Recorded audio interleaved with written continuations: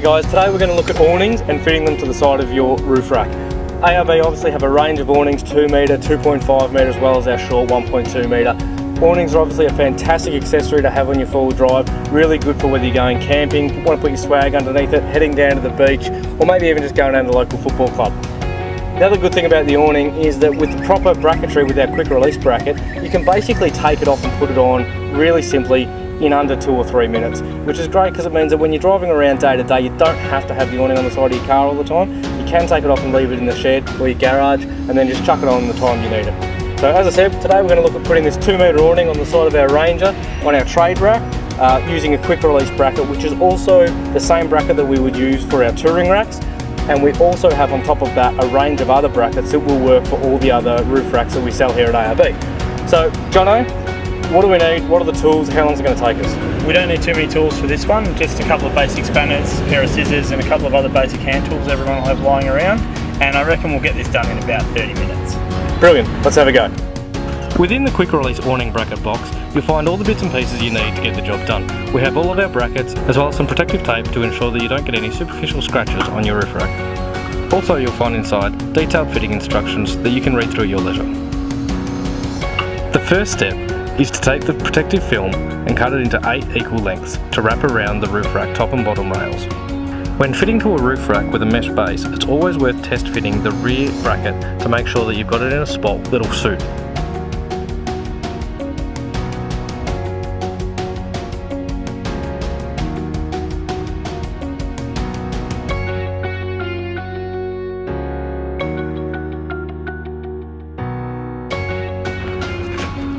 Once you're finished with the rear bracket, move to the front.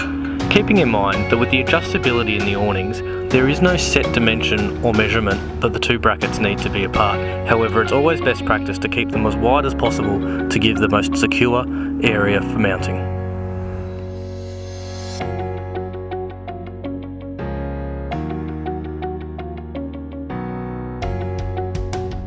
Once you've finished applying the protective strip, pull all your parts back down onto your work area and lay everything out. Start getting your bolts together with your washers, and then we can get ready to put the brackets up onto the roof rack and get ready for the next part of the install. Starting with the rear, we're going to grab 4 bolts, 4 nuts, 4 washers and the rear bracket. Each bracket assembly comes with a front and rear plate. Wrap the plates around the railing top and bottom and secure together with the 4 bolts provided.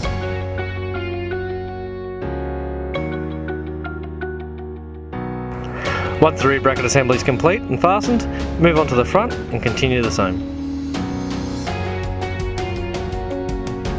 The next step is to measure the distance between the 2 holes.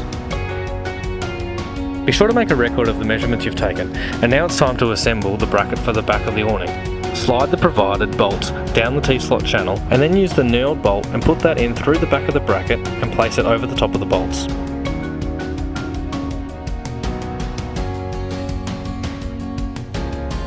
An alternative to this assembly is to actually put together the bolts, washers and nuts onto the bracket before you slide it into the channel.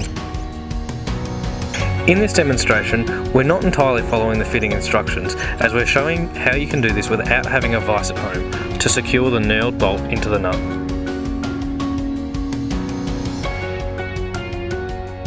Now it's time to space the brackets at the back of the awning to the measurement that we took off the keyholes in the awning brackets, ensuring that they are centre to centre. Now simply fasten the nuts on the back of the awning bracket bolts.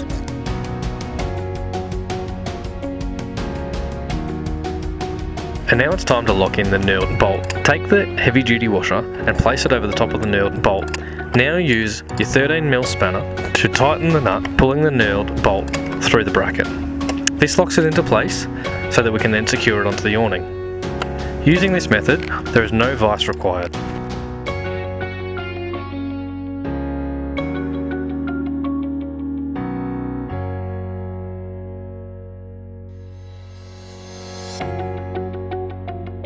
And in the final step of preparing the awning, all we need to do is loosely attach the M8 flange nuts.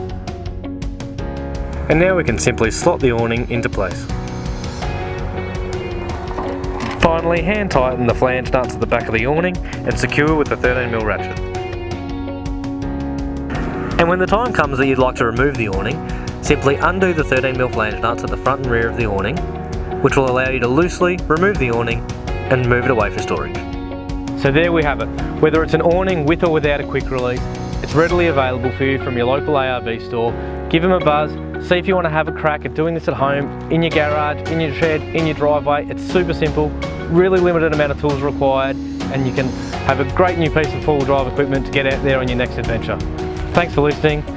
See you next time.